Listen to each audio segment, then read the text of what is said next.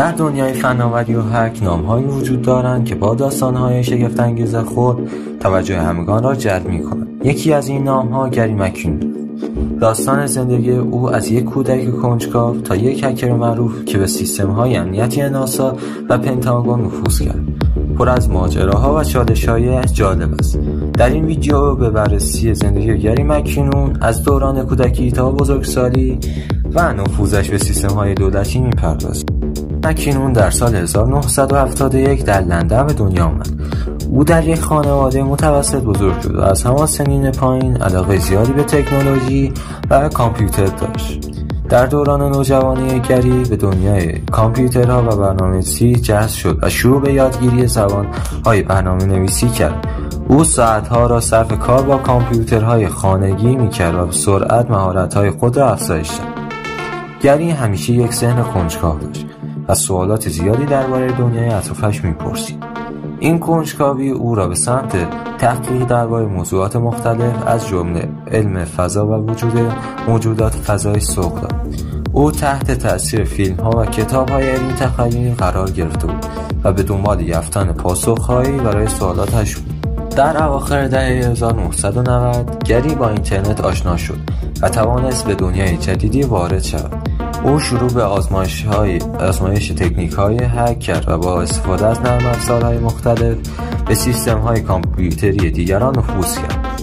در این زمان او متوجه شد که می‌تواند به اطلاعات حساسی دسترسی پیدا کند و این موضوع او را بیشتر جذب کرد. در سال 2001 گری تصمیم گرفت که به سیستم‌های کامپیوتری ناسا و وزارت دفاع ایالات متحده نفوذ کند. او باور داشت که دولت اطلاعاتی درباره موجودات فضایی و فناوری‌های پیشرفته را پنهان کرده است. این انگیزه باعث شد که او با جدیت بیشتری به دنبال نفوذ به این سیستم‌ها برود. گری مک‌کینون در سال 2001 و 2002 با استفاده از یک اتصال اینترنت معمولی موفق شد به سیستم‌های کامپیوتری ناسا و پنتاگون نفوذ کند. او با استفاده از تکنیک‌های هک ساده توانست اطلاعات حساسی را استخراج کند. گری ادعا می‌کرد که در این سیستم‌ها شواهدی از وجود یوفوها و فناوری پیشرفته را یافته است. او همچنین گزارش‌های درباره پوشش‌دهی دولت ایالات متحده بر روی پروژه‌های فضایی و نظامی منتشر کرد. این اطلاعات باعث شد که مقامات آمریکایی نگران امنیت سایبری شوند و تصمیم به پیگرد قانونی بگیرند. پس از نفوذ گری به سیستم‌های دولتی، دولت ایالات متحده درخواست استرداد او را به بریتانیا ارائه داد. این درخواست باعث جنجال‌های زیادی شد و گری تحت فشار رسانه‌ها قرار گرفت. او در سال 2005 دستگیر شد، اما توانست با استفاده از دلایل پزشکی و روانی از استرداد خود جلوگیری کند. در نهایت در سال 2012 مقامات بریتانیایی تصمیم گرفتند که گری را به آمریکا تحویل ندهند و او آزاد شد. این تصمیم باعث خوشحالی بسیاری از حامیان او شد که بر این باور بودند که گری تنها به دنبال کشف حقیقت بوده است. داستان گری مک‌کینون نه تنها توجه رسانه‌ها را جلب کرد، بلکه بحث‌های زیادی درباره امنیت سایبری، حریم خصوصی و حقوق بشر را برانگیخت. او به عنوان یک نماد از هکرهایی که سعی در افشای حقیقت داشتند شناخته شد.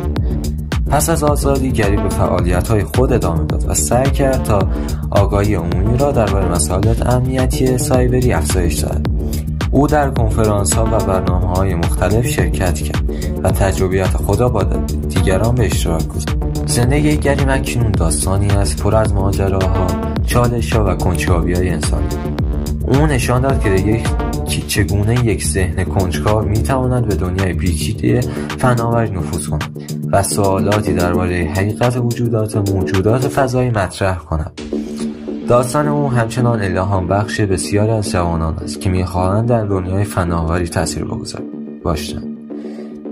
اگر شما هم علاقه‌مند به دنیای هک و امنیت سایبری هستید، کانال یوتیوب ما می‌تواند اطلاعات زیادی در مورد هک و امنیت و موضوعات دیگر به شما ارائه دهد. برای دیدن ویدیوهای بیشتر کانال ما را سابسکرایب کنید و این ویدیو هم لایک